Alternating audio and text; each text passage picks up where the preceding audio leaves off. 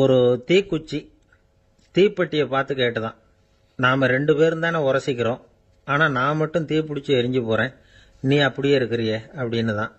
அதுக்கு தீப்பெட்டி சொல்லியிருக்குது, உனக்கு தலையில் கணம் இருக்குது அதனால் அழிஞ்சு போகிற அப்படின்னு தான். எப்படி இருக்கு பாருங்க இந்த பதில். தலையில் கணம் உள்ளவங்க யாருமே சரியாக இருக்க முடியாது. எவ்வளவு பெரியவங்களாக இருந்தாலும் சரி, ரொம்ப கஷ்டம்தான் அது. கர்வம்ங்கிறது கூடவே கூடாது. இதை விளக்கறதுக்கு மகான் ஒருத்தர் ஒரு சம்பவத்தை சொல்றார். அர்ஜுனன் தீர்த்த யாத்திரை பண்ணானா. அப்போ தென்னிந்தியாவுக்கு வந்திருக்கிறான். ராமேஸ்வரத்துக்கு போனப்போ அங்க இலங்கைக்கு கல்லுலாம் அடுக்கி போடப்பட்டிருந்த பாலத்தை பார்த்தானா. ஒரு சின்ன குரங்கு அதுக்கு பக்கத்துல விளையாடிட்டு இருந்திருக்கு. அதை பார்த்துட்டு அர்ஜுனன் சிரிச்சிருக்கான். ஏன் சிரிக்கிறேன்னு கேட்டிருக்கு அந்த குரங்கு. ராமன் மிகச்சிறந்த வில் வீரன். அப்படி இருக்கிறப்போ அவன் இலங்கைக்கு அம்புகளாலேயே ஒரு பாலம் கட்டியிருக்கலாம். அதை விட்டுட்டு போயும் உன்ன மாதிரி குரங்குகளை துணையா வச்சுக்கிட்டு இப்படி ஒரு கருங்கல் பாலத்தை கட்டியிருக்கிறானே அப்படின்னு நானா. அம்புகளால பாலம் கட்ட முடியுமா அப்படின்னு கேட்டுதான் குரங்கு. ஏன் முடியாது, என்னால முடியுமேன்னு இருக்கான் அர்ஜுனன். அம்பால பாலம் கட்டலாம், இருந்தாலும் என்ன மாதிரி குரங்குகள் ஏறி நடந்தா அது தாங்குமா? அதனாலதான் ராமர் கருங்கல் பாலமே கட்டினார் அப்படின்னு குரங்கு சொல்லிச்சான். அப்படியே சொல்ற, நான் வேணும்னா இப்ப அம்புகளாலேயே ஒரு பாலத்தை கட்டுறேன், நீ அது மேல ஏறி நடந்து பார். பாலம் விழுந்துட்டுதுன்னா நான் தீ மூட்டி அதில் குதிச்சு உயிர் தியாகம் பண்ணி விடுறேன் அப்படின்னு நான் ரொம்ப கோபமா. உடனே அந்த சின்ன குரங்கு பெரிய உருவம் எடுத்துட்டு தான் கையில் கதையோட அர்ஜுனன் முன்னாடி நிற்கிறான் அனுமன். பார்த்தா, என்னுடைய தலைவர் ராமரையா இழிவா பேசுற, நீ இப்போ பாலம் கட்டு, நான் என்னுடைய பலத்தை காட்டுறேன் அப்படின்னு அனுமன். அர்ஜுனன் தன்னுடைய காண்டிபத்தை எடுக்கிறான், சரமாரியா அம்புகளை விடுறான். அதெல்லாம் ஒன்னோட ஒன்று கோத்துக்கிட்டு அப்படியே பாலம் மாதிரி நிற்கிது. அர்ஜுனன் தலை நிமிர்ந்து நின்னான். அனுமன் உயர கிளம்பி அங்கேருந்து பாலத்தில் பொத்துன்னு இறங்கினான். பாலம் அப்படியே நொறுங்கி போச்சு தூள் தூளா.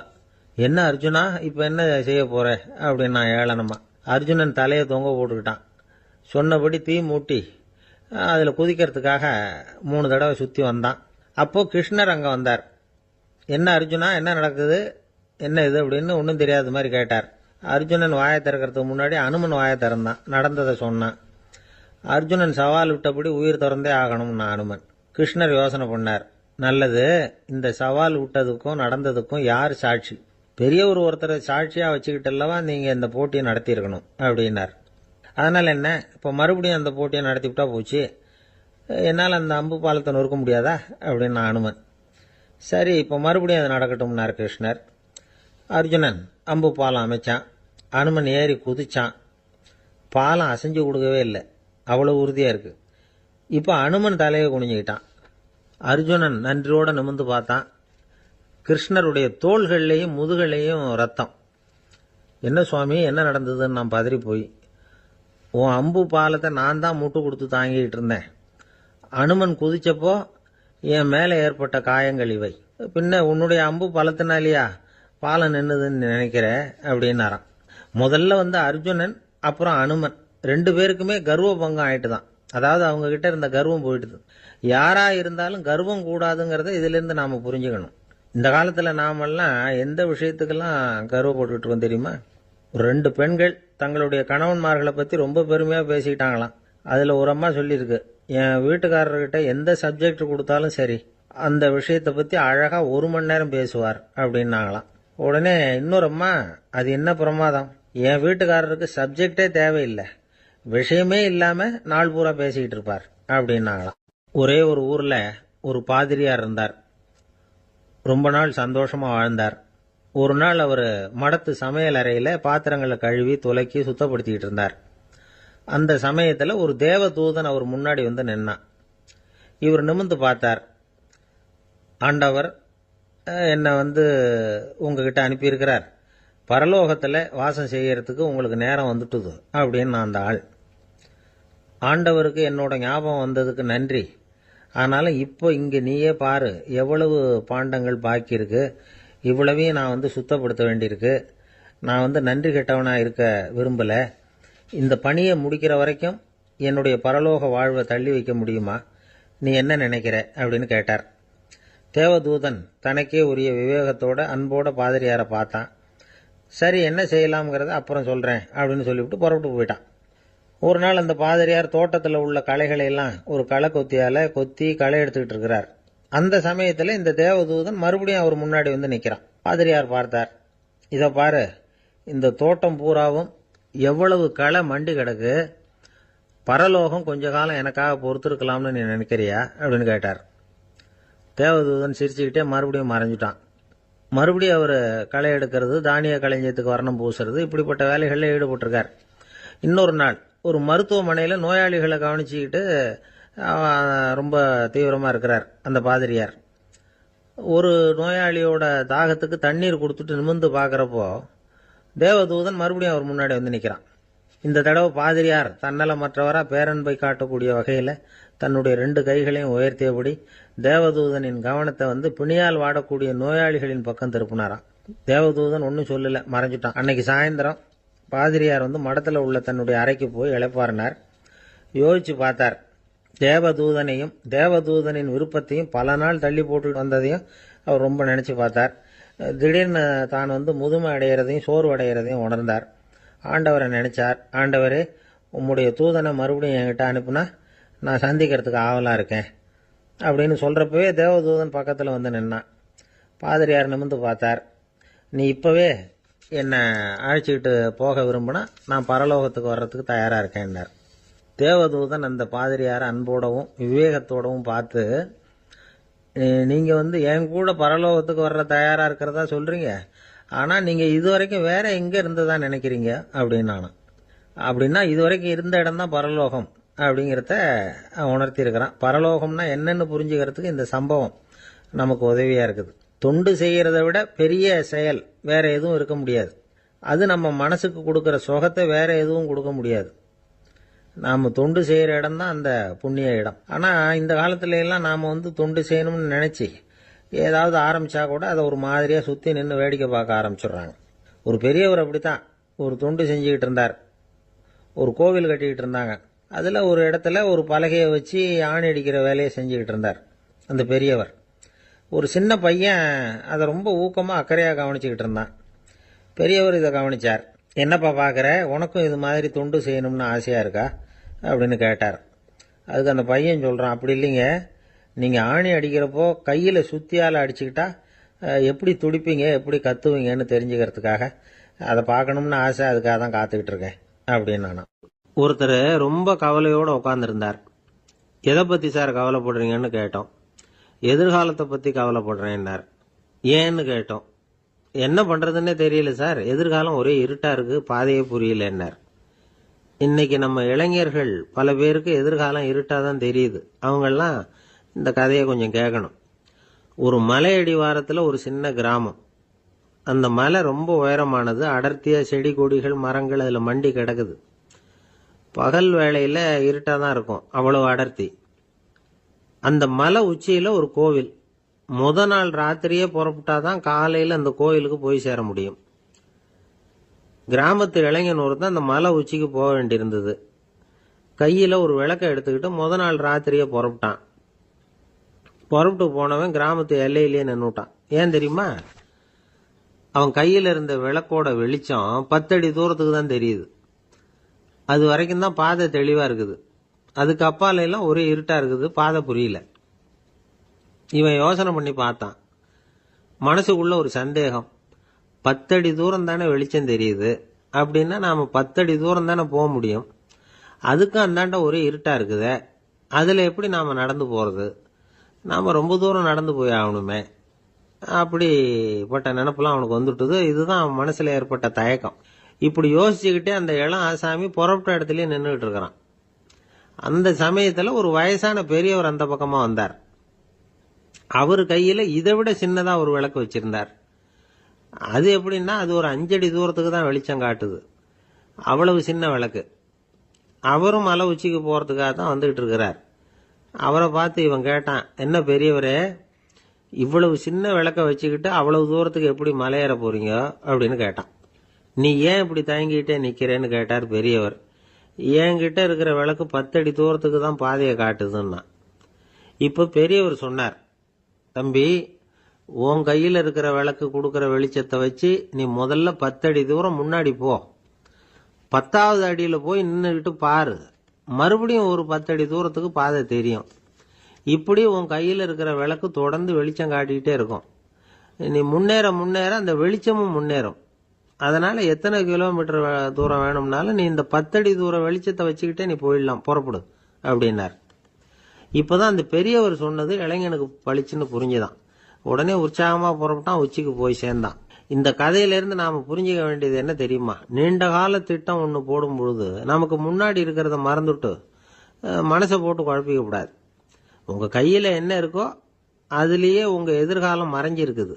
கண் முன்னாடி தெரியறத வச்சு ஆரம்பிங்க, போக போக வழி தானா புலப்படும் அப்படிங்கிறார் ஒரு பெரியவர்.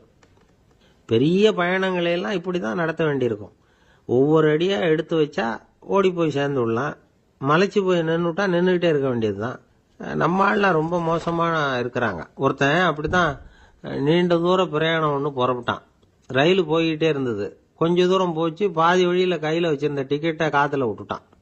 ஐயோ என் டிக்கெட்டு போயிட்டுதே அப்படின்னு கத்த ஆரம்பிச்சுட்டான்.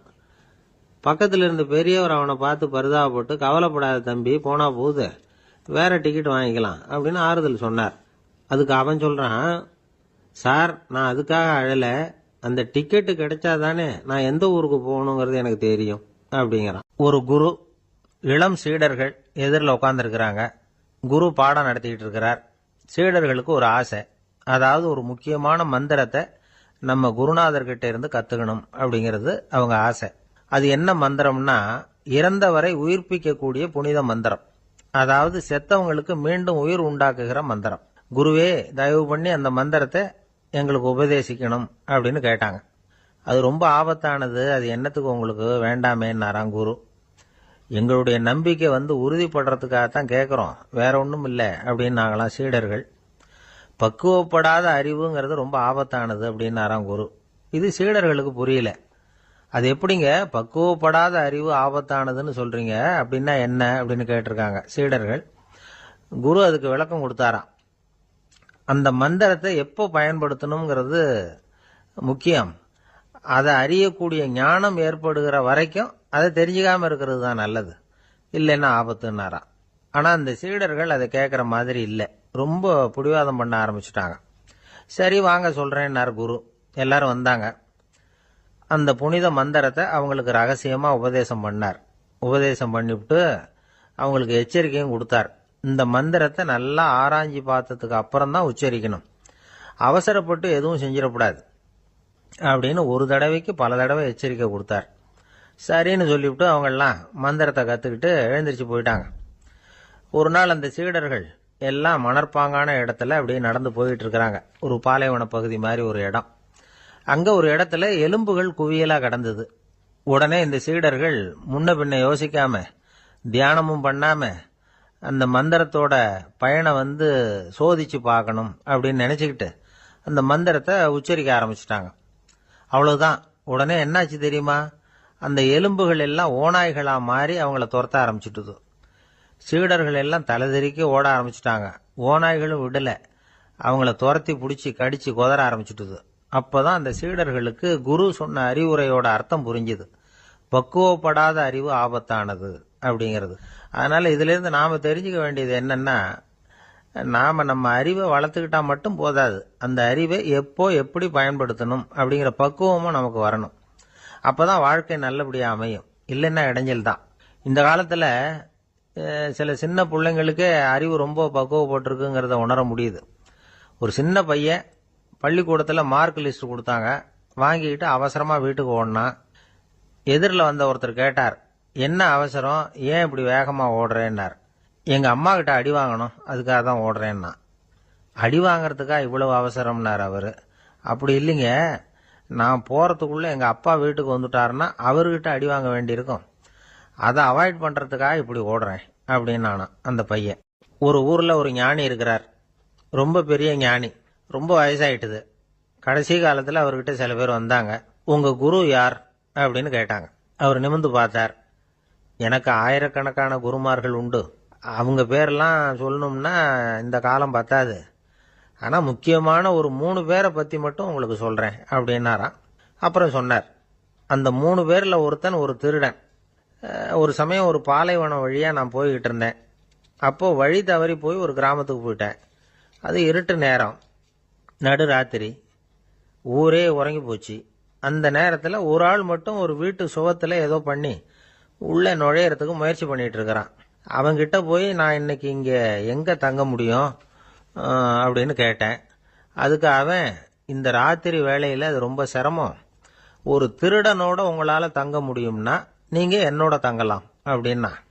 நான் அவங்க கூட 1 மாதம் தங்கியிருந்தேன். ஒவ்வொரு நாள் ராத்திரியும் இப்போ நான் என்னுடைய வேலைக்கு போகிறேன், நீங்கள் ஓய்வு எடுத்துக்கோங்க அப்படின்னு சொல்லிவிட்டு போவான். அவன் திரும்பி வந்த உடனே உனக்கு ஏதாவது கிடைச்சிதான்னு நான் கேட்பேன். அதுக்கு அவன், இன்னைக்கு ராத்திரி ஒன்றும் இல்லை, நாளைக்கு மறுபடியும் முயற்சி பண்ணுவேன் அப்படின்பா. எப்பவும் அவன் நம்பிக்கை இழந்ததே கிடையாது, எப்பவும் சந்தோஷமாகவே இருப்பான். நானும் ரொம்ப காலமாக தியானம் பண்ணிக்கிட்டே இருந்தேன், ஒன்றுமே நடக்கலை. ஆனால் நான் என்ன பண்ணேன் தெரியுமா, மனசு வருத்தப்படும், நம்பிக்கை இழந்துருவேன். அப்போல்லாம் அந்த திருடனுடைய விடாமுயற்சி தான் ஞாபகத்துக்கு வரும். அதனால் அந்த திருடன் எனக்கு ஒரு குரு. என்னுடைய 2வது குரு யாருன்னா அது ஒரு நாய். இது எப்படின்னா, ஒரு சமயம் எனக்கு ரொம்ப தாகமாக இருந்தது. ஒரு நதியை நோக்கி போய்கிட்டு இருந்தேன். அப்போ ஒரு நாயும் வந்தது. அதுக்கும் தாகம். ஓடி வந்து ஆற்றை பார்த்தது. அதோட நிழல் வந்து ஆற்றுல தெரிஞ்சுது. அதை பார்த்ததும் பயந்துட்டுது. அதாவது அது தன்னுடைய சொந்த உருவத்தையே கண்டு பயந்தது. அதை பார்த்து குறைக்குது, திரும்பி ஓடிச்சு. ஆனால் அதுக்கு தாகம் அதிகமாக இருந்ததுனால அது மறுபடியும் திரும்பி வந்தது. பார்த்தா மறுபடியும் தண்ணியில் நாயோட உருவம் தெரியுது. இப்படி சில தடவை பண்ணிச்சு. இருந்தாலும் கடைசியில் தண்ணியில் குதிச்சுட்டுது துணிஞ்சி. இப்படி குதித்த உடனே அதோட உருவமும் மறைஞ்சுட்டுது. இதை பார்த்தேன். நான் என்ன புரிஞ்சுக்கிட்டேன்னா, எவ்வளவுதான் பயம் இருந்தால் கூட ஒருத்தன் தைரியமாக காரியத்தில் இறங்கணும் அப்படிங்கிறத புரிஞ்சுக்கிட்டேன். இந்த போதனை அந்த நாய்கிட்ட இருந்து எனக்கு கிடைச்சிது. இது ஒன்று. அடுத்தது என்னுடைய 3வது குரு யாருன்னா அது ஒரு சின்ன குழந்தை. நான் ஒரு சமயம் ஒரு நகரத்துக்கு போனேன். அங்கே ஒரு குழந்தை எரிகிற மெழுகுவத்தி ஒன்று எடுத்துக்கிட்டு வந்தது. நான் அந்த குழந்தைய பார்த்து வேடிக்கையாக கேட்டேன், ஏன் பாப்பா, இந்த மெழுகுவத்தியை நீயாவே கொளுத்துனியா அப்படின்னு கேட்டேன். ஆமான்னுது அந்த குழந்தை. சரி, இந்த மெழுகுவத்தி முன்னாடி எரியாமல் இருந்தது, இப்போ எரியுது.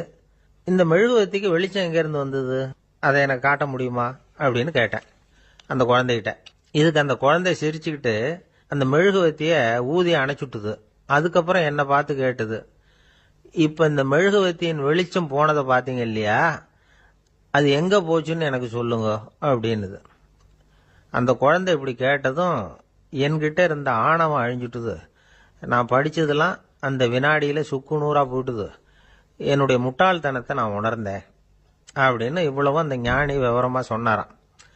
அதனால் நாம் இன்னார்கிட்டே இருந்து தான் இதை கற்றுக்கணுங்கிறது இல்லை, யாருக்கிட்டே இருந்தும் எதையும் கற்றுக்கலாம்.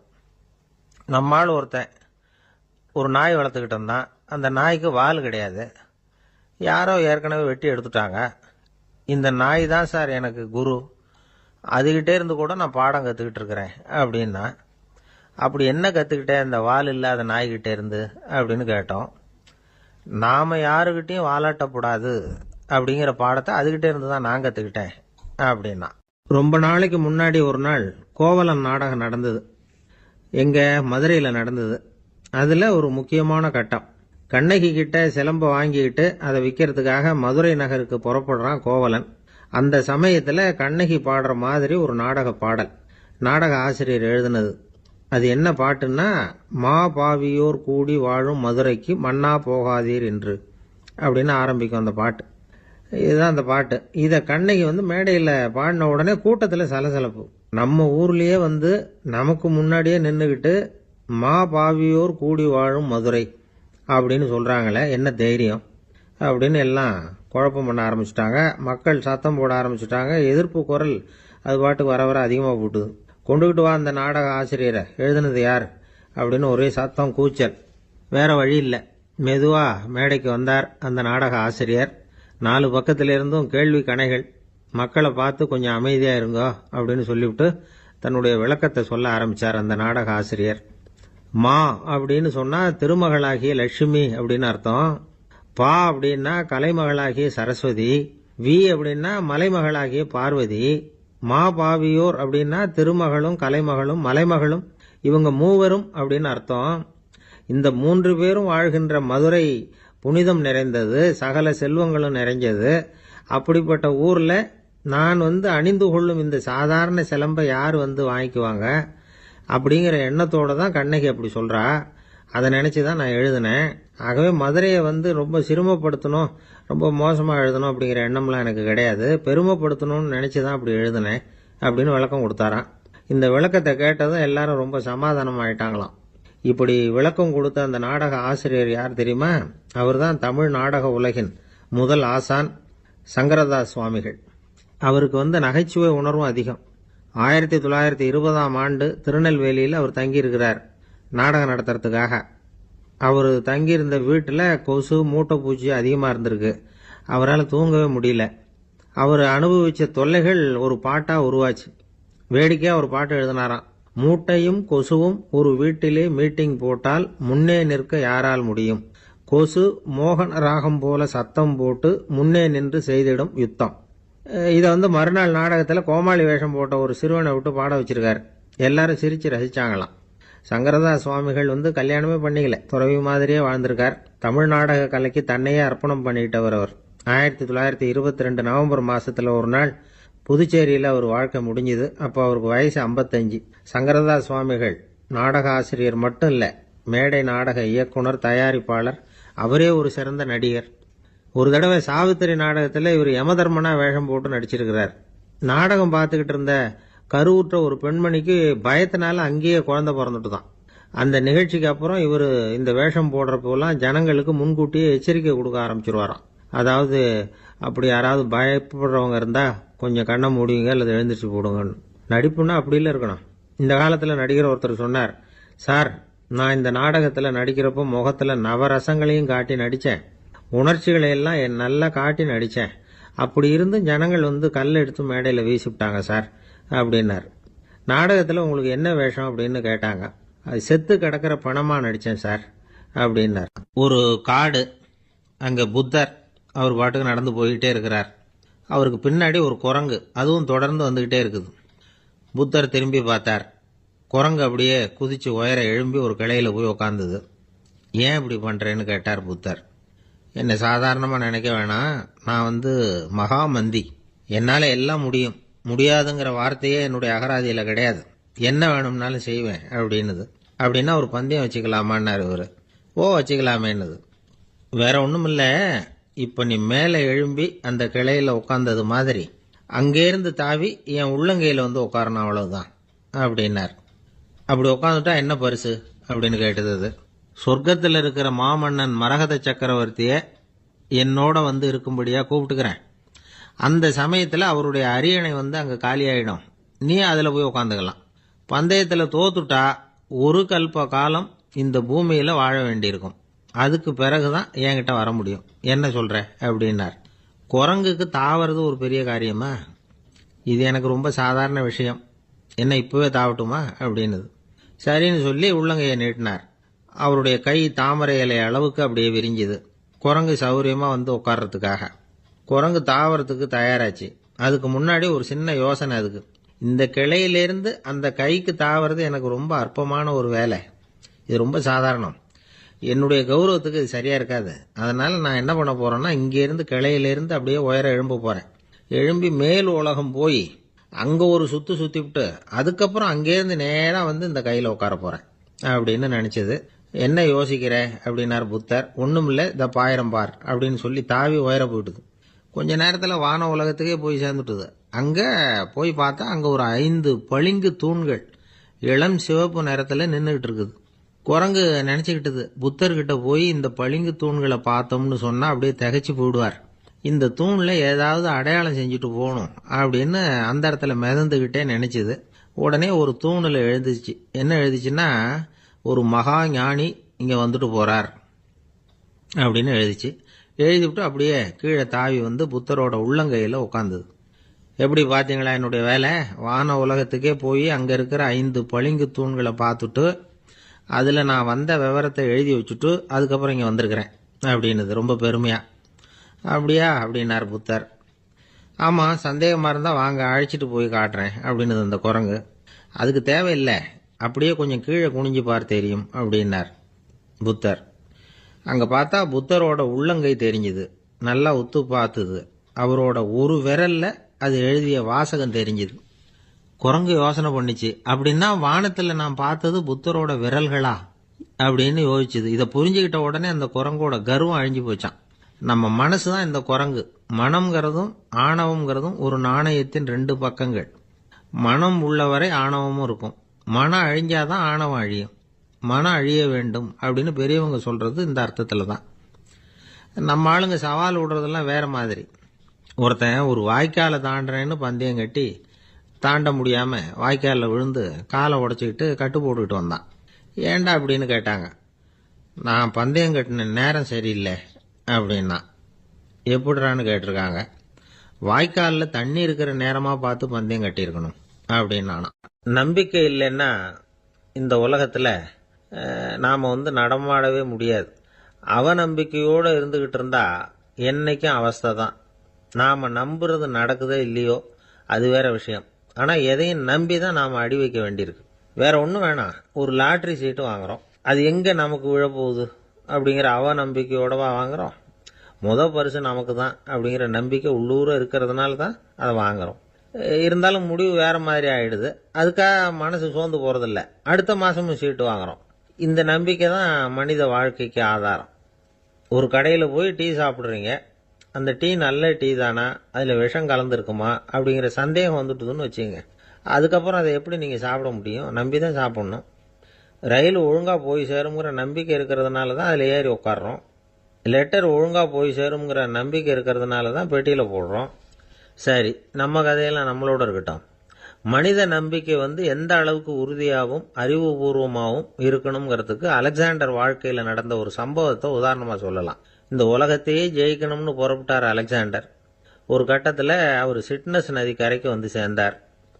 அந்த சமயத்தில் அவருக்கு கடுமையான நோய் வந்துட்டுது. அவர் கூடவே வந்திருந்த கிரேக்க வைத்தியர்கள் என்னென்னமோ முயற்சியெல்லாம் பண்ணி பார்த்தாங்க. இருந்தாலும் அலெக்சாண்டருக்கு வந்திருக்கிறது என்ன நோய்ங்கிறத அவங்களால கண்டுபிடிக்க முடியல. ஏன்னா அந்த பகுதியில் உள்ளவங்களுக்கு மட்டுமே அதிகமாக வரக்கூடிய ஒரு வினோதமான நோயாக இருந்தது அது. ஆனால் அவர் இருக்கிற இடம் எதிரியோட இடம். பாரசீக மன்னனோட ஆளுகைக்கு உட்பட்ட இடம். என்ன பண்ணுறது அப்படின்னு எல்லாரும் யோசனை பண்ணாங்க. பாரசீக மன்னனோட அரண்மனையில் இருக்கிற வைத்தியர் வந்தால் இந்த நோயை குணப்படுத்தி விடுவார் அப்படின்னு சொன்னாங்க. இருந்தாலும் எதிரியோட நாட்டில் இருக்கிற வைத்தியரை கூப்பிட்டு எப்படி நம்பி வைத்தியம் பார்க்க சொல்கிறது அப்படின்னு சொல்லி எல்லாரும் தயங்கினாங்க. ஆனால் அலெக்சாண்டர் தயங்கலை. பரவாயில்ல, அழைச்சிட்டு வாங்கன்னு விட்டார். உடனே அவரை போய் அழைச்சிட்டு வந்துட்டாங்க. அவர் வந்தார். அலெக்சாண்டர் உடம்பை பரிசோதனை பண்ணி பார்த்தார். சரி, இதை குணப்படுத்தி விடலாம், பயப்பட வேண்டியதில்லை. ஆனால் இதுக்கு ஒரு மூலிகை ரசம் தயார் பண்ணி கொடுக்கணும். நான் போய் அதை தயார் பண்ணிட்டு 2 நாளில் திரும்பி வந்துடுறேன் அப்படின்னு சொல்லிவிட்டு போனார் அந்த வைத்தியர். அதே மாதிரி 2 நாளில் திரும்பி வந்தார் மூலிகை ரசத்தோட. இதுக்கு இடையில அலெக்சாண்டரோட தளபதிகளில் ஒருத்தர் ரகசியமாக ஒரு எச்சரிக்கை கடிதம் கொடுத்து அனுப்பியிருக்கிறான். அதை வாங்கி என்ன விஷயம்னு பார்த்தார். இப்போ உங்ககிட்ட வந்திருக்கிற எதிரி நாட்டு வைத்தியரை நம்பாதீங்க. அவன் கொண்டுகிட்டு வந்திருக்கிற மூலிகை ரசத்தில் விஷம் கலந்துருக்குது அப்படின்னு அதில் எழுதியிருக்கு. அதை பார்த்தார் அலெக்சாண்டர். இருந்தாலும் கொஞ்சம் கூட அலட்டிக்கல. வைத்தியர் கொடுத்த மருந்தை வாங்கி கடகடன்னு குடிச்சுட்டு அதுக்கப்புறம் அந்த கடிதத்தில் இருந்த விஷயத்தை அந்த வைத்தியர்கிட்ட சொன்னார். வைத்தியர் திகைச்சு போயிட்டார். தன் மேலே அலெக்சாண்டர் வச்சிருக்கிற நம்பிக்கையை பார்த்து அவருக்கு ரொம்ப வியப்பு. வைத்தியர் உண்மையிலேயே நல்ல மருந்து தான் கொண்டுட்டு கொடுத்துருக்கிறார். அதில் விஷம்லாம் எதுவும் கலக்கலை. அதுக்கப்புறம் அலெக்சாண்டர் அந்த வைத்தியரை பார்த்து சொன்னாராம், நம்பிக்கைங்கிற அச்சாணியை ஆதாரமாக வச்சுக்கிட்டு தான் இந்த உலகம் சுற்றிக்கிட்டு இருக்குது. எனக்கு எதிரியாக இருந்தாலும் பாரசீக மன்னர் ரொம்ப பெரியவர். அப்பேற்பட்ட மன்னருடைய அரண்மனை வைத்தியர் தொழில் நேர்மை இல்லாதவராக இருக்க மாட்டார். அப்படி இருந்தால் அவரை அரண்மனை வைத்தியராக வச்சிருக்கவே மாட்டாங்க அப்படின்னு நம்பினேன். என்னுடைய நம்பிக்கை வீண் போகலை அப்படின்னாராம். இதுதான் மானுட நம்பிக்கைங்கிறது. இந்த காலத்துலேயும் இது மாதிரி இந்த மானுட நம்பிக்கையை ரொம்பவும் சாமர்த்தியமாக கையாளுகிற கெட்டிக்காரங்க சில பேர் இருக்கிறாங்க. ஒரு இந்த காலத்து குரு, அவருக்கு ஒரு சிஷ்யன். குரு முன்னாடி அந்த சிஷ்யன் ரொம்ப பணிவாக நின்று, குருவே, உங்கள் கையால் விஷத்தை கொடுத்தாலும் அதை வாங்கி மடமடன்னு குடிச்சிருவேன் அப்படின்னா. உன்னுடைய குரு பக்தியை மெச்சினேன் அப்படின்னார் குரு. அதுக்கு அந்த சிஷ்யன், அப்படி இல்லை குருவே, உங்ககிட்ட சிஷ்யனாக இருக்கிறத விட உங்கள் கையால் விஷத்தை வாங்கி குடிச்சு விடுறது ரொம்ப நல்லது, அதனால தான் அப்படி சொன்னேன் அப்படின்னா. ஒரு அம்மா, அவங்களுக்கு 35 வயசு இருக்கும். குடும்பத்தில் எந்த கஷ்டமும் இல்லை, இருந்தாலும் காரணம் இல்லாமல் பிள்ளைங்க பேரில் கோவப்படுறது, எரிஞ்சு விழுறது அவங்க வழக்கம். பிள்ளைங்க அழும், உடனே அவங்க மனசும் சங்கடப்படும். இன்னொரு அம்மா நல்ல வேலையில் இருக்கிறவங்க, வாரத்துக்கு ஒரு தடவையாவது தலைவலி வந்துடும். இவங்களுக்கெல்லாம் உடம்புல எந்த கோளாறும் இல்லை, மனசு மட்டும் சரியா இருக்காது. தூக்க மாத்திரை கையில் வச்சிருப்பாங்க. 30-35 வயசுடைய பெண்களுக்கு சர்வசாதாரணமாக காணப்படுகிற மனக்கோளாறு இது. இதுக்கு பேர் மனவாட்டம், டிப்ரெஷன், மனமடிவு அப்படின்னு சொல்லலாம். இந்த நோய்க்கு அறிகுறி என்ன தெரியுமா? மனசுல வருத்தமான உணர்வு இருக்கும், அடிக்கடி அழலாம் போல தோணும். முன்னால எல்லாம் எந்தெந்த செயல்ல ஆர்வம் இருந்ததோ அதெல்லாம் குறைஞ்சிரும், அல்லது சுத்தமாகவே ஆர்வம் இல்லாமல் போயிடும். சில பெண்கள் இளம் வயசுல பக்கத்தில் இருக்கிறவங்க கிட்ட கலகலப்பாக பேசுவாங்க, வீட்டை அலங்கரிக்கிறதுல ஆர்வம் இருக்கும். இப்போ அதுல எல்லாம் ஆர்வம் இல்லாமல் போயிடும். எந்த வேலை செஞ்சாலும் சீக்கிரம் களைப்பு அடைஞ்சுடுறது மாதிரி ஆயிடும். நமக்கு யாருமே உதவியா இல்லை, நம்ம எல்லாரும் கை விட்டுட்டாங்க போல இருக்குதே அப்படிங்கிற உணர்வுலாம் உண்டாகும். தன்னைத்தானே குறை சொல்லிக்குவாங்க, நாம் தப்பு பண்ணிவிட்டோம் போல இருக்குதே அப்படின்னு தோணும். குற்றம் பண்ணிட்டதா நினச்சி கஷ்டப்படுவாங்க. பசி இருக்காது, தூக்கத்தில் தொந்தரவு இருக்கும், அடிக்கடி செத்து போடலாங்கிற உணர்வு வரும், தற்கொலை பண்ணிக்கலாங்கிற எண்ணம் உண்டாகும். சில பேர் தற்கொலை முயற்சியில் கூட ஈடுபடுவாங்க. சில பேருக்கு பலவிதமான உடல் வலிகள் இருக்கும், பலவீனம் இருக்கும், சீக்கிரமாக களைப்படைஞ்சு போடுவாங்க. இதெல்லாம் மனவாட்ட நோய்க்கான தன்மைகள். இந்த மனவாட்டம், அதாவது டிப்ரெஷனை 2 வகையாக பிரிக்கலாமா. ஒன்று தானாக உண்டாக்கிக்கிறது, இன்னொன்று எதிர் விளைவை உண்டு பண்ணுகிற அல்லது நரம்பு சம்பந்தப்பட்ட டிப்ரெஷன். தானாக உண்டாக்கிக்கிற மனவாட்ட நோய் இருக்கு பாருங்க, அதுக்கு ஏதாவது சூழ்நிலை காரணமாக இருக்கலாம், அல்லது இல்லாமலும் போகலாம். மூளையில் டொப்பாமைன் அல்லது செரோட்டோனின் இதோட அளவு குறையும் பொழுது இந்த டிப்ரெஷன் உண்டாகுது. இதுக்கு ஓரளவு பிறவி காரணங்கள் கூட இருக்கலாம், குடும்பத்தில் வேற சிலருக்கும் வரலாம். பாதிக்கப்பட்ட பெண்ணை பார்க்கறதுக்கு பலவீனமாக தெரியும், கடுமையான குற்ற உணர்வு இருக்கும், தனியாக இருக்கிறதுக்கு ஆசைப்படுவாங்க, நடு ராத்திரியில் எழுந்திரிச்சு உட்காந்து கஷ்டப்பட்டுக்கிட்டு இருப்பாங்க, கொடூரமான முறையில் தற்கொலை பண்ணிக்க முயற்சி பண்ணுவாங்க, தீ வச்சுக்கிறது, அமிலத்தை குடிக்கிறது, தூக்கில் தொங்குறது. இப்படி தானாக வரவழைச்சிக்கிற மனவாட்ட நோய் மறையக்கூடிய நோய். ஒரு தடவை வந்தால் 3 to 6 மாதம் வரைக்கும் நீடிக்கும். இடைப்பட்ட காலங்களில் நோயாளி இயல்பாக இருப்பார். எதிர் விளைவை உண்டு பண்ணுகிற அல்லது நரம்பு சம்பந்தப்பட்ட மனவாட்ட நோய் எப்படின்னா, கணவன் மனைவி, மாமியார் மருமகள், இப்படிப்பட்ட உறவு முறை பிரச்சனைகள், தோல்விகள், எரிச்சல்கள், ஆபீஸ் பிரச்சனை, இப்படிப்பட்ட சூழ்நிலையால் உண்டாகிறது. எல்லாத்துக்கும் மருந்து இருக்கு, மார்க்கம் இருக்குது, கவலைப்பட வேண்டியதில்லை, தைரியமாக இருக்கணும். உளவியல் மருத்துவம் இதுக்கு ரொம்ப உபயோகமாக இருக்கும். சில பெண்களை பாருங்க, அவங்க எதுக்கும் அலட்டிக்கிறது இல்லை. ஒரு அம்மா அப்படிதான் தன்னுடைய கணவனை அழைச்சிக்கிட்டு ஒரு மனநோய் மருத்துவர்கிட்ட வந்தாங்க. டாக்டர், எங்க வீட்டுக்காரர் திடீர்னு ஒரு மாதிரி ஆயிட்டார், வித்தியாசமா நடந்துகிறார். எப்படின்னா, இவர் தன்னையே ஒரு ஒட்டட குச்சியா நினைச்சுக்கிட்டு இருக்கிறார். அப்படி நினைச்சுக்கிட்டு தன்னுடைய தலையாலேயே வீட்டில் உள்ள ஒட்டடையெல்லாம் தொடச்சிக்கிட்டு இருக்கிறார் அப்படின்னாங்க. எவ்வளவு நாளா அப்படி இருக்குதுன்னு கேட்டார் டாக்டர். 1 வாரம் அப்படி இருக்குது அப்படின்னாங்க அந்த அம்மா. அப்படின்னா முன்னாடியே ஏன் அழைச்சிட்டு வரல அப்படின்னு கேட்டார் டாக்டர். வீடு பூரா சுத்தமாகட்டுமேனு பார்த்துக்கிட்டு இருந்தேன் டாக்டர் அப்படின்னாங்களாம் அந்த அம்மா. என்னுடைய நண்பர் ஒருத்தர், அவருக்கு ஜாதகத்தில் நம்பிக்கை உண்டு, அவரே ஜோசியமெல்லாம் பார்ப்பார். என்ன சார் இந்த காலத்தில் இதையெல்லாம் நம்பிக்கிட்டு இருக்கீங்களேன்னு கேட்டா, உங்களுக்கு ஒன்றும் தெரியாது சார், இந்த உலகத்தில் ஒவ்வொருத்தரும் அவங்கவுங்க செய்கிற நல்லது கெட்டதுக்கு தகுந்த பலனை அனுபவிச்சே தீரணும் பார். அது மட்டும் இல்லை, ஒருத்தன் செத்துட்டா கூட அவன் செஞ்ச பாவ புண்ணியங்கள் கூடவே போயிட்டு இருக்கோம் பார்.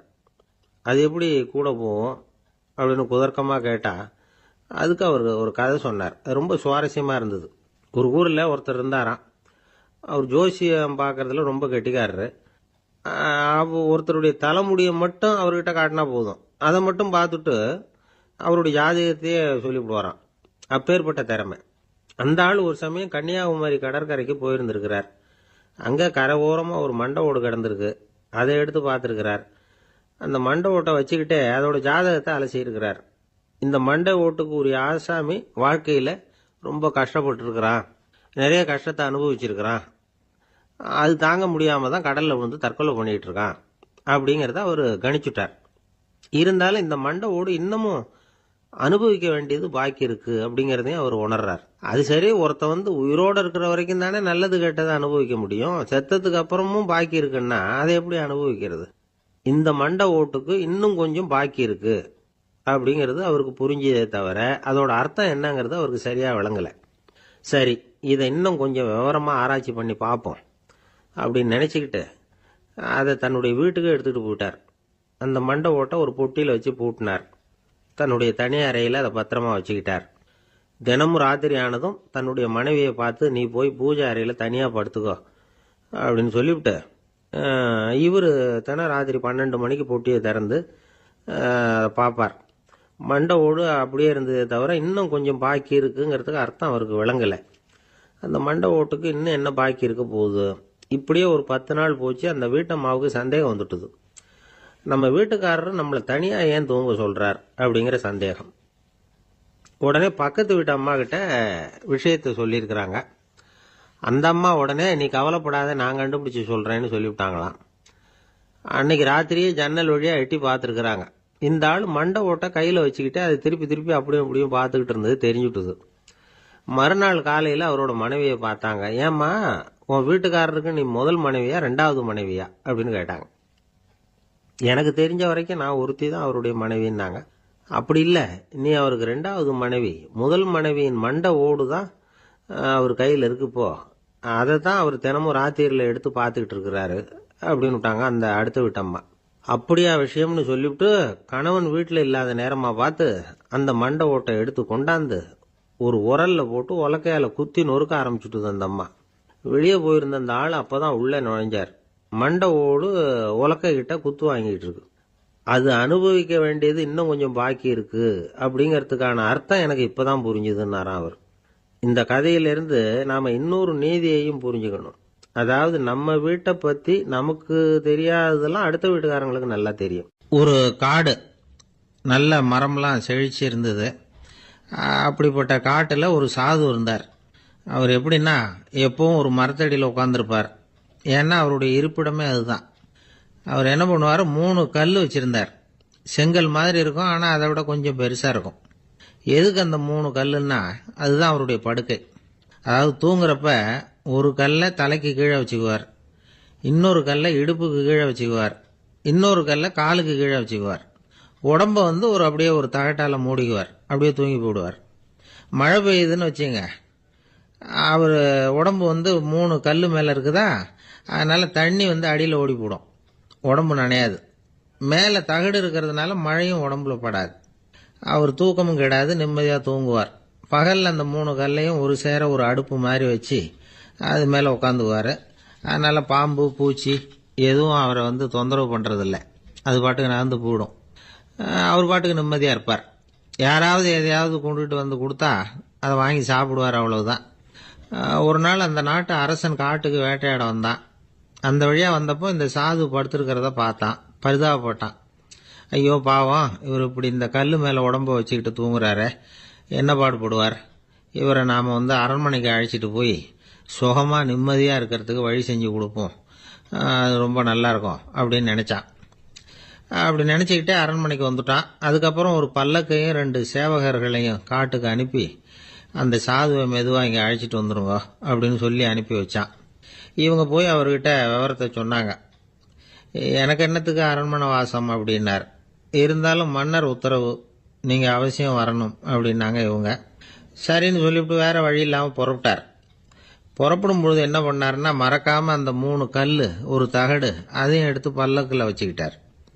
என்னத்துக்கு இதையெல்லாம் எடுத்து வைக்கிறாரு அப்படின்னு சொல்லி அவங்க யோசனை பண்ணாங்க. இருந்தாலும் அதை பற்றி ஒன்றும் கேட்கல. பேசாமல் அவரை அழைச்சிட்டு போய் அரண்மனையில் விட்டுட்டாங்க. அரசன் ஓடி வந்தான், வரவேற்றான், அறுசுவை உணவு படைச்சான்.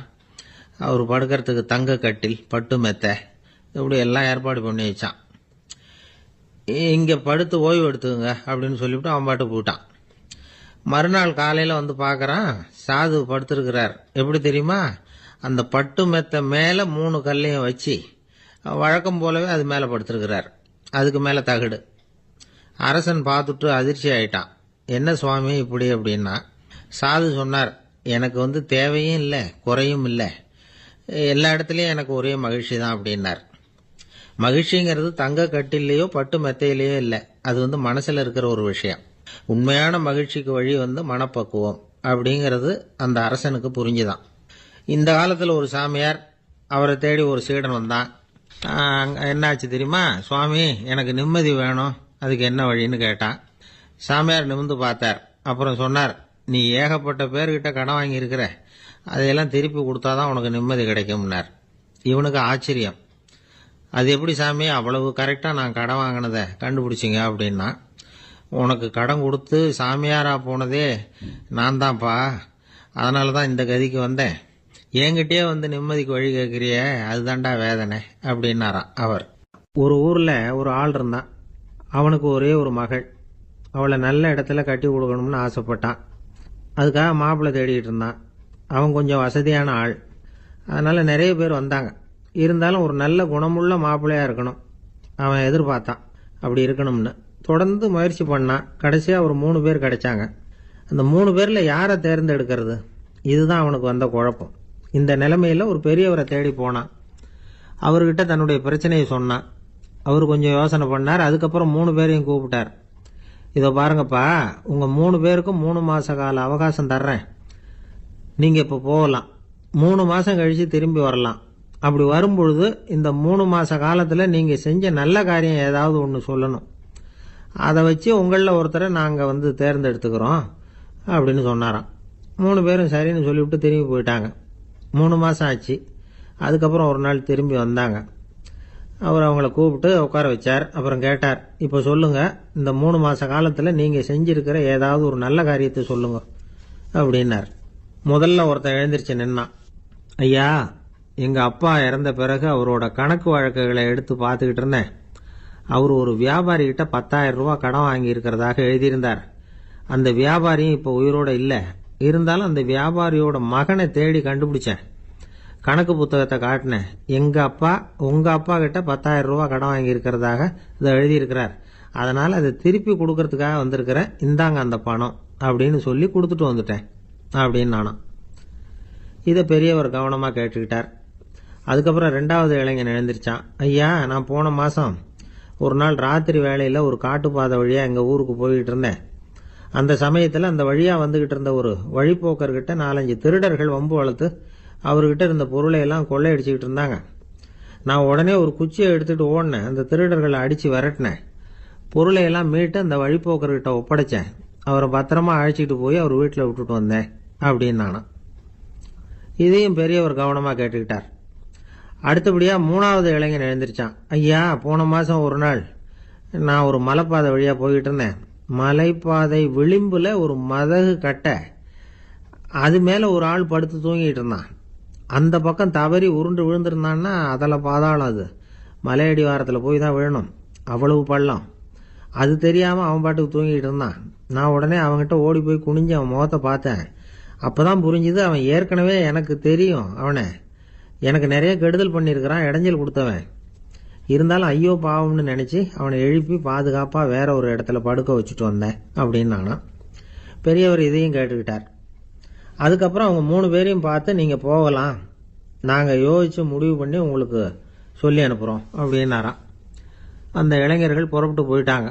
அதுக்கப்புறம் அந்த பெண்ணோட அப்பாவை பார்த்து சொன்னார், இந்த 3 பேருமே நல்ல பிள்ளைங்க தான், அதில் ஒன்றும் சந்தேகம் இல்லை. இருந்தாலும் இந்த 3 பேர் செஞ்ச செயல்களையும் ஒப்பிட்டு பார்க்க வேண்டியிருக்கு. முதல் இளைஞன் நேர்மைக்கு எடுத்துக்காட்டாக விளங்குறான். இந்த காலத்தில் இது மாதிரி இளைஞர்களை பார்க்கறது ரொம்ப கஷ்டம்தான். இருந்தாலும் அவன் கடமையை தான் செஞ்சான். 2வது இளைஞன் நல்ல வீரன், தைரியசாலி. ஒரு வீரன் எதை செய்யணுமோ அதைத்தான் இவன் செஞ்சான். இவன் ஒரு லட்சிய மனிதன். 3வது இளைஞன் தன்னுடைய பகைவனுக்கே உதவி செஞ்சிருக்கான். அவன் உயிரை காப்பாற்றியிருக்கிறான். பகைவனுக்கு அருள்வதுங்கிறது ஒரு சாதாரண மனுஷனால் செய்யக்கூடிய காரியம் இல்லை. பகையை மறக்கிறதும் பகைவனுக்கு அருள்வதும் தெய்வீக பண்புகள். அதனால் இவனையே உன்னுடைய மகளுக்கு ஏற்ற மாப்பிள்ளையா தேர்ந்தெடுக்கலாம் அப்படின்னு சொன்னாங்களாம். ஒரு நல்ல நாளில் அவங்களுக்கு திருமணம் நல்ல விதமாக நடந்து முடிஞ்சுதான். இது சுவாமி சின்மயானந்தர் சொல்லியிருக்கிற ஒரு கதை. இதிலிருந்து நாம் புரிந்து கொள்ள வேண்டிய ஒரு கருத்து, நமக்கு கெடுதல் பண்ணவங்களுக்கும் நாம் நல்லது செய்யணும். ஆனால் நடைமுறையில் அப்படி நம்மளால் செய்ய முடியறதில்ல. அதுதான் சிக்கல். நம்மால் ஒருத்தங்கிட்ட கேட்டேன், ஏண்டா உன்னுடைய பகைவன் ஒருத்தன் அது மாதிரி ஒரு மலைப்பாதை மதகு கட்டையில் படுத்திருந்தா உடனே நீ என்ன நினைப்ப அப்படின்னு கேட்டோம். இது ஒரு அருமையான சந்தர்ப்பம்னு நினைப்பேன் அப்படின்னா. எதுக்குன்னு கேட்டோம். அவனை அந்த பக்கமாக உருட்டி கீழே தள்ளுறதுக்கு அப்படின்னா. துருக்மேனியாவில் அஷ்காபாத் அப்படின்னு ஒரு நகரத்தில் ஒரு புவியியல் விஞ்ஞானி இருந்தார். அவர் ஒரு நாய்க்குட்டி வளர்த்தார். ஒரு நாள் முன்னிரவு நேரம் ஒரு மேஜைக்கு முன்னாடி உட்காந்து அந்த விஞ்ஞானி ஏதோ கணக்கு போட்டுக்கிட்டு இருக்கிறார். அவருக்கு ஒரு சின்ன பெண் குழந்தை, அது தொட்டிலில் தூங்கிட்டு இருக்குது. அந்த நாய்க்குட்டியும் ஒரு மூலையில் படுத்து அது பாட்டுக்கு தூங்கிட்டு இருந்தது. ஒரே அமைதி. அந்த நேரத்தில் திடீர்னு அந்த நாய்க்குட்டி துள்ளி எழுந்திருச்சுது. நேராக குழந்தைகிட்ட ஓடிச்சு. அந்த குழந்தைய அது போட்டிருந்த ட்ரெஸ்ஸோடு சேர்த்து கவ்வி தூக்குச்சு. தூக்கிக்கிட்டு வாசல் பக்கம் ஓடிச்சு. நாய்க்குட்டி குழந்தைய கவ்வி தூக்க முடியுமாங்கிற சந்தேகம் உங்களுக்கு இல்லையா? நீங்கள் நம்ம ஊர் நாய்க்குட்டியவே பார்த்து பழக்கப்பட்டிருக்கீங்க. அதனால் நம்புறதுக்கு சிரமமாக இருக்கும். அந்த ஊர்ல எல்லாம் அது ரொம்ப ஸ்ட்ராங்காக இருக்கும். ஒரு ஏதோ கண்ணுக்குட்டி மாதிரி இருக்கும். விஞ்ஞானி அதை பார்த்துட்டார். உடனே அந்த நாய்க்கு வெறி பிடிச்சிட்டுதுன்னு முடிவு பண்ணிட்டு தன்னோட கை துப்பாக்கி எடுத்துக்கிட்டு ஓடி வந்தார். அவர் வெளியில் நாய்க்குட்டி எங்க அப்படின்னு பார்த்து தேடுறார். அந்த நேரத்தில் அந்த வீடு இடிஞ்சு விழுது. காரணம் பூமி அதிர்ச்சி. இப்படி பூமி அதிர்ச்சி உண்டாக போகுதுங்கிறது அந்த நாய்க்குட்டிக்கு முன்னாடியே தெரிஞ்சு போச்சு. அதுதான் குழந்தைய தூக்கிட்டு வெளியில் ஓடி வந்திருக்குது. அது மூலமாக அந்த குடும்பத்தையே காப்பாற்றி இருக்குது அந்த நாய்க்குட்டி. இந்த சம்பவம் நடக்கிறதுக்கு 3 நாளைக்கு முன்னாடியே சில பிராணிகளுக்கு இப்படி நடக்க போகுதுங்கிறது தெரிஞ்சிருக்குதான். ஆமாம், அந்த நகரத்தில் 3 நாளைக்கு முன்னாடியே பாம்பு, பல்லி இதெல்லாம் அது தங்கியிருந்த வலையை விட்டு வெளியில் ஓடி வந்துட்டுது. அதே மாதிரி அங்கிருந்த புறாவெல்லாம் பறந்து போயிடுச்சான். இதே மாதிரி யுகோஸ்லோவியாவில் கூட ஒரு நகரம், அங்கே ஒரு நாள் ராத்திரி ஒரு மிருக காட்சி சாலையில் திடீர்னு ஒரு பெரிய கலவரம், கூச்சல், குழப்பம். அங்கே இருந்த கழுதை, புலி, யானை, பறவை எல்லாம் கண்ணாபின்னான்னு கத்த ஆரம்பிச்சுட்டுது. நீர் யானை அதுக்குன்னு போடப்பட்டிருந்த தடுப்பையே தாண்டி குதிச்சு வெளியில் வந்துட்டு தான். மறுநாள் தான் எல்லாருக்கும் விஷயம் புரிஞ்சுது. அடுத்த நாள் காலையில் அங்கே பூமி அதிர்ச்சி உண்டாயிட்டுது. இப்போ பாருங்க, அதாவது மனுஷனை போய் தீர்க்க தரிசி அது இதுன்னு சொல்லிட்டு இருக்கிறோம். இவனை விட அது பரவாயில்லைன்னு தோணுது. அதாவது மிருகங்கள் ஒன்று நடக்க போகுதுங்கிறத முன்னாடியே புரிஞ்சுக்குதே. சரி, இதெல்லாம் எப்படி அது முன்கூட்டி புரிஞ்சுக்குது? அதுதான் படைப்பு ரகசியம். அதை கண்டுபிடிக்கிறதுக்கு தான் மனுஷன் ஆராய்ச்சி பண்ணிட்டு இருக்கிறான். விஞ்ஞானிகளோட ஆராய்ச்சியெல்லாம் ஒரு பக்கம் இருக்கட்டும், வீட்டுக்குள்ளேயே சில ஆராய்ச்சி பண்ணி பாருங்களேன். இப்போ சில யோசனை சொல்லி அதை சோதனை பண்ணி பாருங்க அப்படின்னு ஒருத்தர் சொன்னாராம். அதாவது இப்போ மழை வருமா வராதா அப்படின்னு தெரிஞ்சுக்கணுமா, உடனே ஒரு பூனைக்குட்டி பின்னாடியே மெதுவாக போய் அது என்ன செய்யுதுன்னு கவனித்து பார்க்கணும். பூனைக்குட்டி தன்னோட பாதத்தினால சுகத்தில் அப்படி கீறிக்கிட்டு இருக்கும். அப்படி கீறினா கண்டிப்பாக மழை வரும். சில சமயம் பூனைக்குட்டி அப்படி மல்லாந்து படுத்துக்கிட்டு பாதத்தை உயர தூக்கும், அப்படியும் இப்படியும் புரளும். இப்படி செஞ்சதுன்னா அன்னைக்கும் மழை இருக்காது. அதனால முன்னாடி இருந்தது மழை வர்றதுக்கு அறிகுறி, இது மழை இல்லைங்கிறதுக்கு அறிகுறி. பறவைகள், பிராணிகள் இதுகளோட நடவடிக்கைகளை பார்த்துட்டு அதையெல்லாம் அடிப்படையாக வச்சு தான் காலநிலையை கண்டுபிடிக்கிற கருவிகளை கண்டுபிடிச்சிருக்கிறாங்க. வாத்து இருக்குல்ல, சில சமயம் தன்னோட அழகை தன்னோட இறகுகளில் அப்படியே புதைச்சிக்கும். அப்படி செஞ்சால் குளிர்காலம் வரப்போகுதுன்னு அர்த்தம். பருவநிலை குளிராக மாறப்போகுதுங்கிறதுக்கு இதுதான் அறிகுறி. சிட்டுக்குருவி இருக்குதுல்ல, அதெல்லாம் புழுதியில் உழுந்து புரளும். சிறகுகளை படபடன்னு அடிச்சுக்கும். அப்படி செஞ்சால் மழை வரப்போகுதுன்னு அர்த்தம். ஒன்று மட்டும் நாம் நல்லா தெரிஞ்சுக்கணும். இயற்கையின் சீற்றம்னு சொல்கிறோம் இல்லையா, இயற்கை ஏன் நம்ம மேலே கோவப்படுது? இயற்கையை நாம் அனுசரித்து போகிறதில்ல, அதனால் கோவப்படுது. காடுகளை அழிக்கப்படாது, விலங்குகளை கொல்லக்கூடாது, இயற்கை ஏற்படுத்தி வச்சிருக்கிற சமநிலையை கெடுக்கக்கூடாது. அதை புரிஞ்சுக்கிட்டு வாழ்ந்தோம்னா பூமியும் நடுங்காது, நாமளும் நடுங்க வேண்டிய அவசியம் இருக்காது. ஒருத்தர் இருந்தார், சாராய கடைக்கு போனாராம், நிறைய சாப்பிட்டார். அப்புறம் சொன்னார், இது ரொம்ப அற்புதமான சரக்கு போல இருக்கு. உள்ளே போன உடனே இந்த பூமியே நடுங்கிறது மாதிரி இருக்கு எனக்கு அப்படின்னாராம். இதுக்கு கடைக்காரர் சொல்லியிருக்கார், நீங்கள் சாப்பிட்டது வெறும் பச்சை தண்ணி தாங்க, இப்போ ஏற்பட்டிருக்கிறது நிஜம் பூமி அதிர்ச்சி அப்படின்னாராம். ஒரு நீதிமன்றம், அங்கே ஒரு கொலை வழக்கு சம்பந்தமாக விசாரணை நடந்துகிட்டு இருக்குது. அந்த வழக்கறிஞர் ரொம்ப தீவிரமாக வாதாடிக்கிட்டு இருக்கிறார். தன்னுடைய கட்சிக்காரர் நிரபராதிங்கிறது அவருக்கு நல்லா தெரியும். அதனால தான் அவர் சார்பாக வாதாடுறதுக்கே ஒத்துக்கிட்டார்.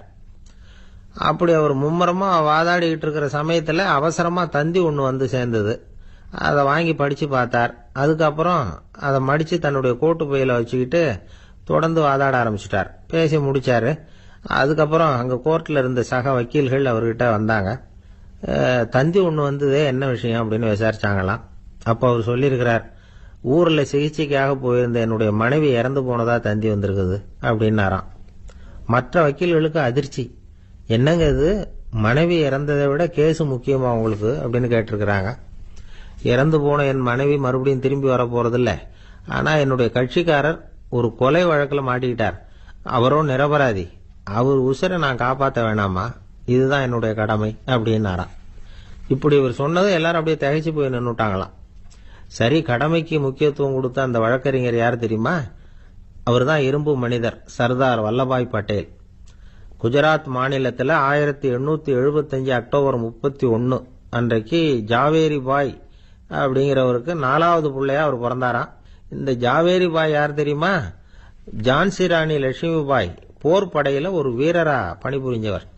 இளம் வயசுல வல்லபாய் படேல் ரொம்ப சிரமப்பட்டு படிச்சிருக்கார். விடாமுயற்சி வெற்றியை கொடுத்தது. கல்லூரியிலையும் காலடி வச்சார். அதுக்கப்புறம் வக்கீல் பட்டத்தையும் வாங்கினார்.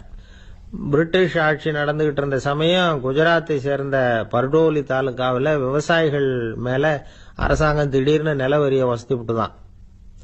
ஏழை விவசாயிகள் ரொம்ப கஷ்டப்பட்டிருக்காங்க. அரசாங்கம் வரி செலுத்தாத விவசாயிகளின் நிலங்களை எல்லாம் ஜப்தி செஞ்சுதான். அரசாங்கத்தை எதிர்க்கிறவங்களை எல்லாம் கைது பண்ணி சிறையில அடைச்சுட்டாங்களாம். சில பேர் வீடு வாசல் ஆடு மாட்டையெல்லாம் வித்து கூட வரி கட்ட வேண்டிய நிலைமைக்கு ஆளாயிட்டாங்க. வழக்கறிஞர் வல்லபாய் படேல் நில வரியை உடனே ரத்து பண்ணணும் அப்படின்னு பம்பாய் கவர்னருக்கு ஒரு கடிதம் எழுதினார். எந்த பலனும் இல்லை. உடனே எல்லா விவசாயிகளையும் அணி திரட்டினார். அதுக்கு தானே தலைமை தாங்கினார். சத்தியாகிரகம் நடத்தினார். அந்த பகுதியில் எந்த வேலையும் நடக்கல. வேற வழி இல்லை. ஆட்சியாளர்கள் உடனே வரியை ரத்து பண்ணாங்க.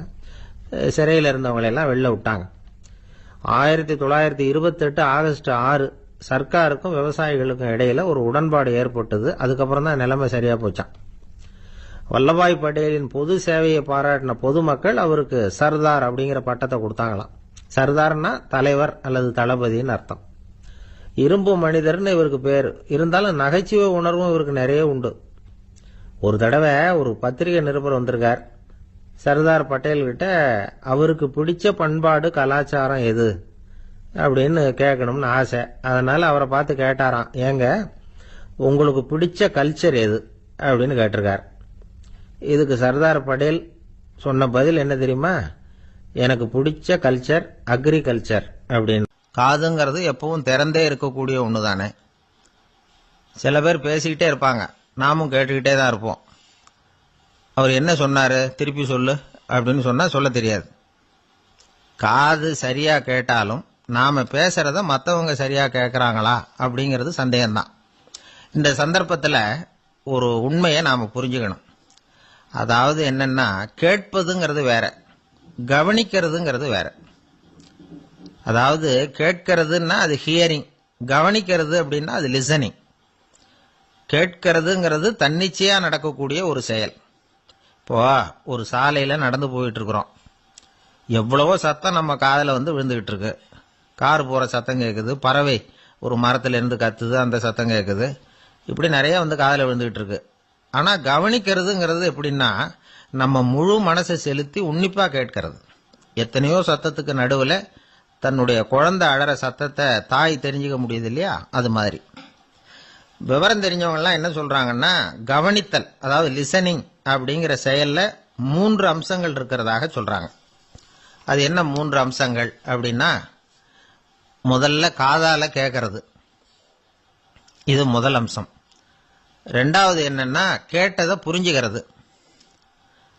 மூணாவது என்னன்னா என்ன புரிஞ்சுக்கிட்டோம்ங்கிறத தெரிவிக்கிறது, ஃபீட்பேக் அப்படின்னு சொல்ற மாதிரி. ஒரு ஆசிரியர் வகுப்புல பாடம் நடத்திக்கிட்டு இருக்கிறார். வெறுமனே கேட்கிற குழந்தை ஒரு காதால வாங்கி இன்னொரு காதால விட்டுடும். அதாவது கேட்கிற குழந்தை அப்படி செய்யும். ஆனா கவனிக்கிற குழந்தை கேட்டதை புரிஞ்சுக்கும். என்ன புரிஞ்சுக்கிட்டேன்னு கேட்டா பதில் சொல்லும். இதுதான் கேட்கறதுக்கும் கவனிக்கிறதுக்கும் உள்ள வித்தியாசம். ஒரு புள்ளி விவர கணக்கு என்ன சொல்லுது தெரியுமா? ஒரு மனிதன் எழுதுறது மூலமா 6% அறிவை பெருக்கிக்கிறானா, எழுதுறது மூலமா. படிக்கிறது மூலமா 19% அறிவை பெருக்கிக்கிறானா. பேசுறது மூலமா 30% அறிவை பெருக்கிக் கொள்ளுகிறான் அப்படின்னு சொல்றாங்க. ஆனா பாருங்க, கவனிக்கிறது மூலமா 45% அறிவை பெருக்கிக் கொள்ளுகிறான் அப்படிங்கிறது புள்ளி விவரம். அதனால கற்றலின் கேட்டல் நன்று அப்படின்னு சொல்றாங்க இல்லையா, அது இதுதான். அதனால கவனிக்கிறது மூலமா அதிக அறிவை நாம பெருக்கிக் கொள்ள முடியும். கேள்வி ஞானம் தான் ரொம்ப சிறந்தது அப்படிங்கிறார் வள்ளுவர். அதாவது கவனிச்சு கேட்கணும், அதுதான் முக்கியம். மற்றவங்க சொல்றத நல்லா கவனிக்க முடியாதபடிக்கு நாமே சில தடைகளை ஏற்படுத்திக்கிறோம், அல்லது நம்ம அறியாமலே அப்படி ஒரு தடை உண்டாயிடுது.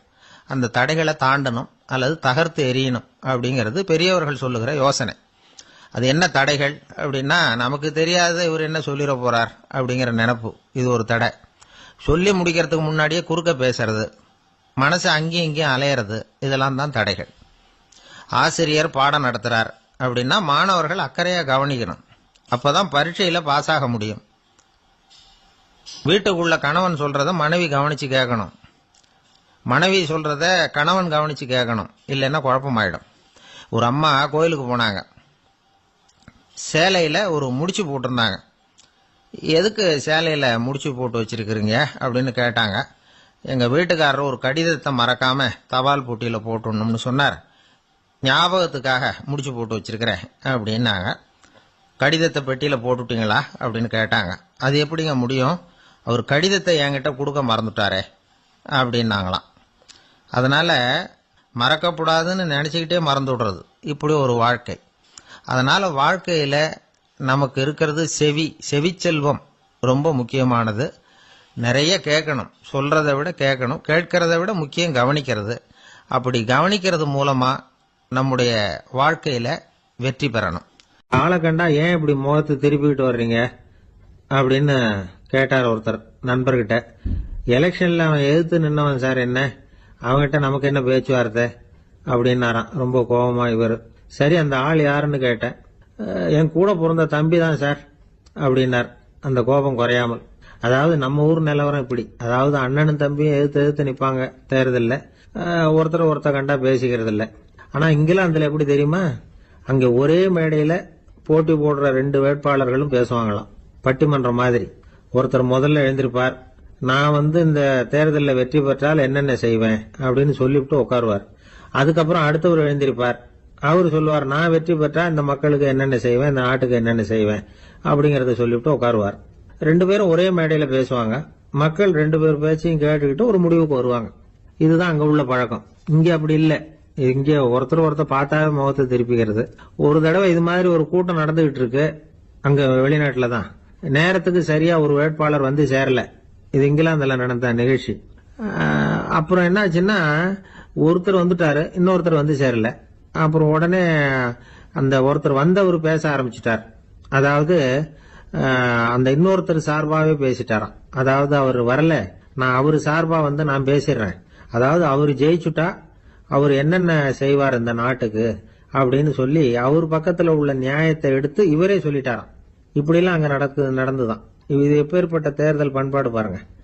அதனால இன்னொரு விஷயம், இப்ப இங்கிலாந்துல எல்லாம் ஓட்டு கேட்கறப்ப வெற்றியா தோல்வியாங்கிறத ஓரளவுக்கு யூகிச்சு விடலாமா. இப்போ ஒரு வேட்பாளர் ஒரு வீட்டுக்கு முன்னாடி போய் நின்று எனக்கு ஓட்டு போடுங்கன்னு கேட்கிறாருன்னு வச்சுங்களேன், அதுக்கு என்ன பார்த்து செய்யறோம், போயிட்டு வாங்க அப்படின்னு சில வீடுகள்ல வாசல்ல நின்னே சொல்லி அனுப்பிச்சிருவாங்களாம். வேற சில வீடுகள்ல எப்படின்னா, வேட்பாளரை வீட்டுக்குள்ள கூப்பிட்டு காபி சாப்பிட சொல்லி உபசரிச்சு அதுக்கப்புறம் அனுப்பி வைக்கிறது வழக்கமா. இதுல எந்த வீட்டு ஓட்டு நிச்சயம் தெரியுமா? வாசல்ல நின்னே வழி அனுப்பி வச்சுடுறாங்க பாருங்க, அவங்க ஓட்டு நிச்சயம். உள்ள கூப்பிட்டு காப்பி கொடுத்து அனுப்புறாங்க பாருங்க, அவங்க ஓட்டு நிச்சயம் இல்லையா. சரி, அப்புறம் ஏன் அந்த உபசரிப்பு அப்படின்னு கேட்டா அதுக்கு ஒரு காரணத்தை சொல்றாங்க. அதாவது அது ஒரு அனுதாபத்தை தெரிவிக்கிற முறையா. ஐயோ பாவம், நாம இவருக்கு ஓட்டு தான் போட போறதில்ல, இதையாவது செய்வோம், காப்பியாவது சாப்பிட்டு போகட்டும் அப்படிங்கிற எண்ணமா. இப்படி அந்த ஒரு பழக்கம். ஆக அந்த ஊர்ல நிறைய காப்பி சாப்பிடணும்னு ஒருத்தர் ஆசைப்பட்டா தேர்தலில் தோத்து போறதுக்கு தயாரா இருக்கணும். ஒரு சமயம் ஒரு ஊர்ல தேர்தல் நடந்துதான். ஒரு தொகுதியில நின்று தோத்து போன ஒருத்தர் கையில ஒரு துப்பாக்கியோட ஊருக்குள்ள சுத்திக்கிட்டு இருந்தாராம். ஒரு போலீஸ்காரர் அவரை பார்த்துட்டு சந்தேகப்பட்டிருக்கார். அதனால அவரை தடுத்து நிறுத்தி, என்ன இது துப்பாக்கியோட சுத்துறீங்களேன்னு விசாரிச்சிருக்கார். இதுக்கு அவர் சொன்னாராம், சார், இந்த தொகுதியில மொத்தம் 1,00,000 வாக்காளர்கள், அதுல எனக்கு 10,000 பேர் மட்டும்தான் எனக்கு ஓட்டு போட்டிருக்கிறாங்க. அப்படின்னா எனக்கு வேண்டாதவங்க இந்த தொகுதியில 90,000 பேர் இருக்கிறாங்கன்னு அர்த்தம். இப்படி ஒரு சூழ்நிலையில நான் என்னுடைய பாதுகாப்புக்கு ஆயுதம் இல்லாம நடமாடலாமா அப்படின்னு கேட்டாராம். எவ்வளவு எச்சரிக்கை பாருங்க. நம்ம ஊர்ல சில பேர் ஓட்டு கேட்கிற விதமே தனி. ஒருத்தர் ரொம்ப சாமர்த்தியமா ஓட்டு கேட்பாராம். அவர் எப்படின்னா, ஒரு வீட்டுக்கு போறாருன்னு வச்சுங்களேன், அந்த நேரம் அந்த வீட்டுக்காரரு என்ன செஞ்சுக்கிட்டு இருக்கிறாரோ அதே வேலையை இவரும் கொஞ்ச நேரம் செய்வாராம், அவருக்கு ஒத்தாசையா. அதுக்கப்புறம் மெதுவா பேச்சு கொடுப்பார், ஓட்டு கேட்பார், இது மாதிரி எலெக்ஷன்ல நிக்கிறேன் கவனிக்கணும்னு. அது மாதிரி ஒரு தடவை அவர் போனப்ப அங்க அவர் என்ன பண்ணிட்டு இருக்காரு, வீட்டுக்கு பின்னாடி மாட்டு கொட்டையில பால் கறந்துகிட்டு இருக்காரு ஒரு பசுமாட்டுக்கிட்ட. அந்த வீட்டுல இவர் ஓட்டு கேட்க போனவர் இவர் ஓடி போய் இன்னொரு சொம்பை எடுத்துக்கிட்டு அதே மாட்டுக்கு இன்னொரு பக்கம் போய் உட்காந்துக்கிட்டு இவரும் பால் கறக்க ஆரம்பிச்சிட்டார். எதிர உட்காந்துட்டு இருக்காரு இவர் இந்த பக்கம் உட்காந்துருக்காரு. கீழே கொஞ்சம் குனிஞ்சு பார்த்தா ஒருத்தர் முகத்தை ஒருத்தர் பார்க்கலாம். கொஞ்ச நேரம் ஆனதுக்கு அப்புறம் இவர் மெதுவா அவர்கிட்ட பேச்சு கொடுத்தாராம், இது மாதிரி நான் எலெக்ஷன்ல நிக்கிறேன், நீங்க ஓட்டு போடணும், அதுக்காக தான் வந்தேன்னாராம்.